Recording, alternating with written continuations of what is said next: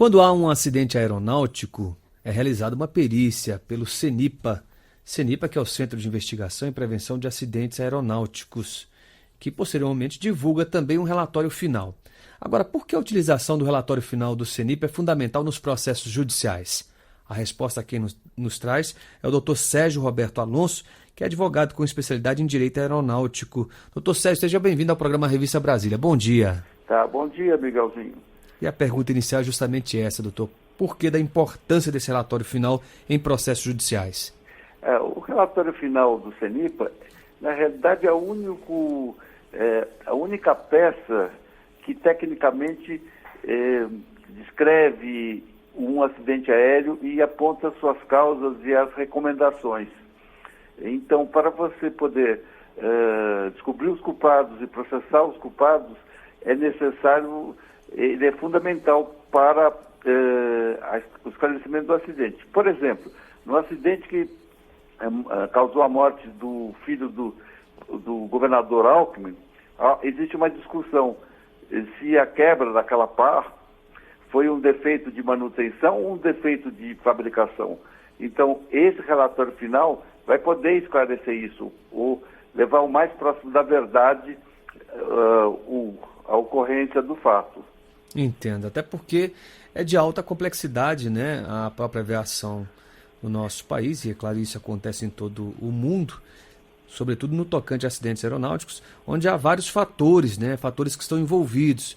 E aí, para se identificar justamente se houve um erro humano, uma violação de normas, infraestrutura aeronáutica, um erro de projeto, defeito de construção, não é isso, doutor? Sim, então devido a essa complexidade, somente um expert pode determinar isso.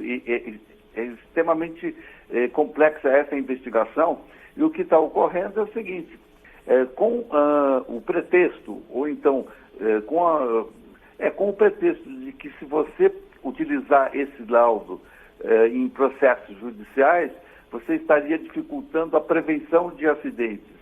Ora, isso é um absurdo, porque havia vítimas, entendeu? Quer dizer, a quem interessa você proibir a utilização desses laudos em processos judiciais? Só pode interessar o fabricante, aos causadores do prejuízo, ao fabricante aeronáutico, à manutenção, ao erro, à companhia aérea, à falta de treinamento, entendeu? Então, quanto mais você tiver a verdade, na realidade, mais você previne o acidente, porque você sabe, quando você mexe no bolso das pessoas, elas começam a tomar mais cuidados. Essa que é a realidade. Agora, doutor, me parece que há uma lei que proíbe a utilização desse relatório em processos judiciais? Então, essa lei, quer dizer, é essa lei que eu estou me referindo. É uma lei inconstitucional que diz o seguinte: eu faço o relatório, mas você não pode utilizar o meu relatório. Então, por exemplo, no caso de um avião que cai em Formosa, com complexidade como essa aqui de São Paulo, do filho do governador, se o helicóptero caísse em Formosa, toda a complexidade da investigação que está contida no relatório final não poderia ser utilizado e teria que se utilizar por um processo o relatório da polícia de Formosa. Quer dizer, é uma coisa inviável, né? É como você vedar o acesso à justiça, você vedar o direito de ampla defesa. Quer dizer, é absolutamente inconstitucional essa lei. E eu acho que os nossos tribunais não vão ignorá-la e vão declará-la inconstitucional. Sim, a lei que o doutor se refere é a Lei 12.970, de 8 de maio de 2014. Mas já há algum posicionamento acerca dessa lei, da constitucionalidade ou inconstitucionalidade dela nos nossos tribunais, doutor? Não, como ela é muito recente, pelo menos eu não sei de nenhuma, não houve ainda, não houve tempo de ocorrer isso, ou de ter algum juiz que tenha se negado a utilizar o relatório, entendeu? Eu tenho a impressão que não existe nenhum questionamento ainda, mas eles irão surgir, caso a caso, entendeu? Certo. Se, porventura, o juiz não aplicar. Então, você imagina o seguinte, que um relatório final diga que companhia aérea tal foi negligente em abastecer a aeronave. Essa realidade que o juiz tomou por conta do acidente não pode ser aplicado. Então você vai ter que chamar a polícia para poder dizer o que ocorreu. Quer dizer, é uma coisa absolutamente surrealista, é absurdo, entendeu? Isso é um absurdo que foi criado com esse argumento de que você só pode usar o relatório final para prevenir acidentes.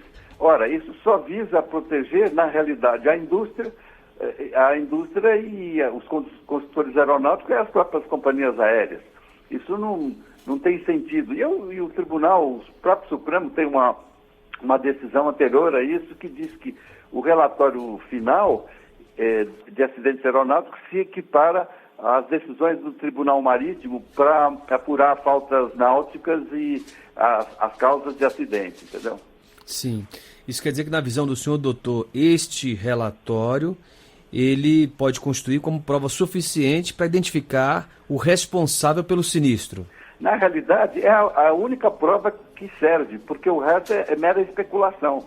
Sim. Tanto é que os tribunais, até agora, têm aplicado diretamente. O STJ, num acidente que ocorreu na Varig, lá na Costa do Marfim, interrompeu a prescrição, dizendo o seguinte: a prescrição só começa a ocorrer a partir do momento da divulgação do laudo, que é a possibilidade que tem as partes de entrarem com as ações.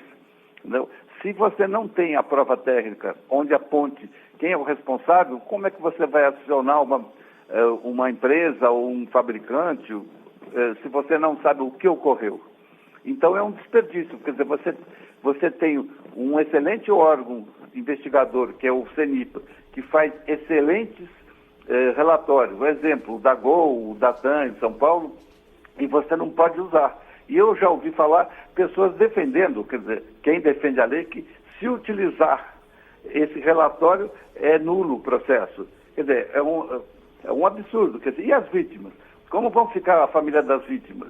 Quer dizer, se protege a indústria e as vítimas, os usuários, os terceiros na superfície, eles ficam prejudicados. O exemplo lá em Santos do acidente do Eduardo Campos. Por que caiu aquele jato? Destruiu várias casas. Então, a hora que sair o relatório, você não vai poder utilizar aquilo. Você precisa... A polícia que vai ter que dizer o que ocorreu num acidente absolutamente complexo. Quer dizer, isso acho que fere o bom senso. Quer dizer, o senso comum de que você não pode utilizar uma coisa bem feita. É como se você chegasse e o delegado não pudesse utilizar o resultado da autópsia feita pelo médico para apurar as causas mortes de um acidente ou qualquer coisa parecida. Entendo. Bem, de acordo com o próprio Código de Processo Civil, né, o juiz ele possui o princípio do livre convencimento. Neste caso, então, ele poderia acatar este laudo, este relatório final?